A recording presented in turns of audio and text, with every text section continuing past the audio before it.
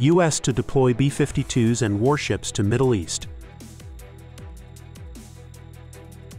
North Korea vows to stand by Russia until victory in Ukraine.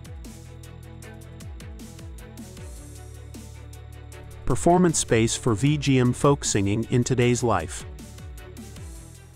You are watching today's news on NTV.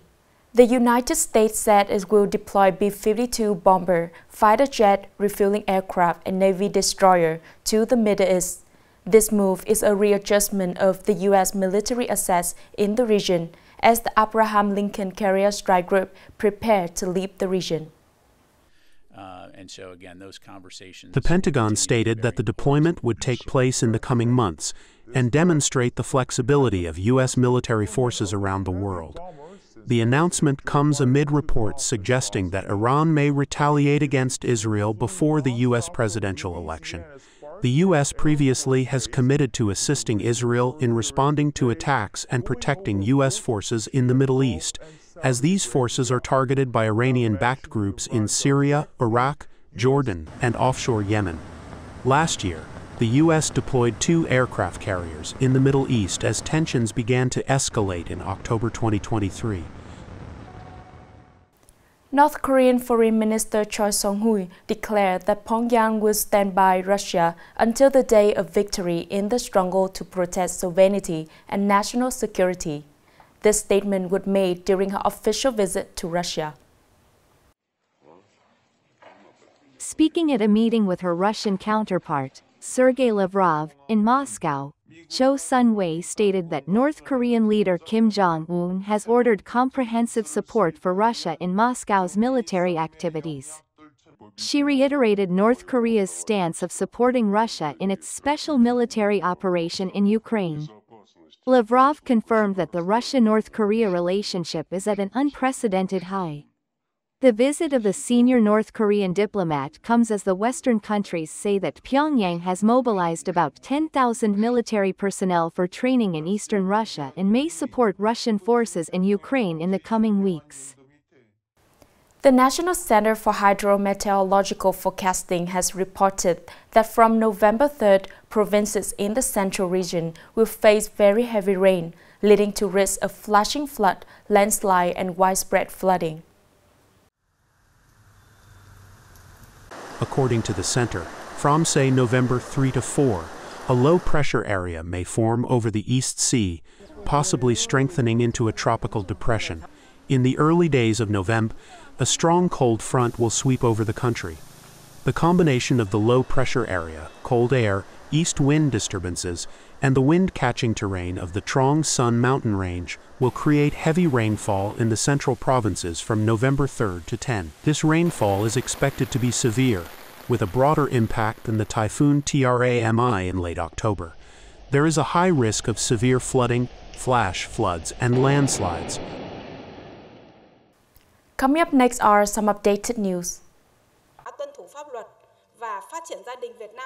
The National Assembly has supported the proposal of investment for the National Cultural Development Program for the period 2025 to 2035, aimed at effectively implementing the party's views and policies on cultural development, contributing positively to achieving sustainable development goals of the country. To implement the program, the government has identified specific objectives and proposed an investment of more than 256 trillion Vietnamese dongs, with the budget for 2025 to 2030 amounting to over 122 trillion Vietnamese dongs.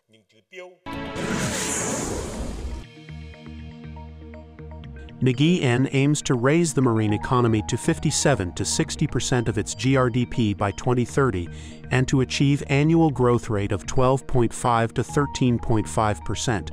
With 82 kilometers of coastline and 761,000 square kilometers of marine area, along with 6 major estuaries and several beautiful beaches, Nghệ has significant advantages for marine economic development.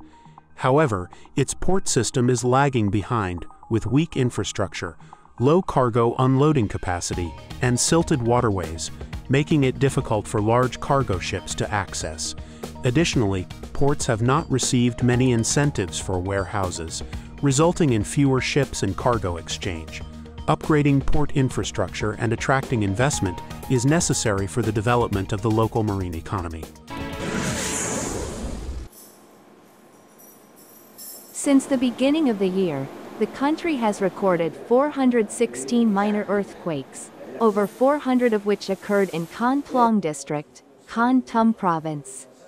Earthquakes in this area are primarily due to water accumulation from hydropower reservoirs and natural geological formations as well.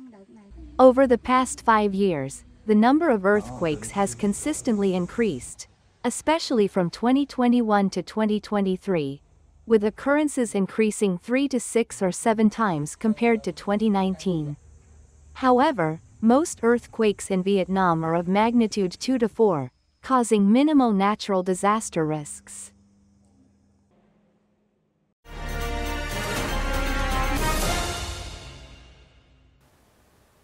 Vi Giam folk singing is an art form deeply embedded in the cultural and spiritual life of Nghệ tỉnh people. Its uniqueness lies in the strong connection to the performance space and environment derived from labor and production. However, in today's life, the performance space for this genre of folk singing is increasingly being theatricized and fading away.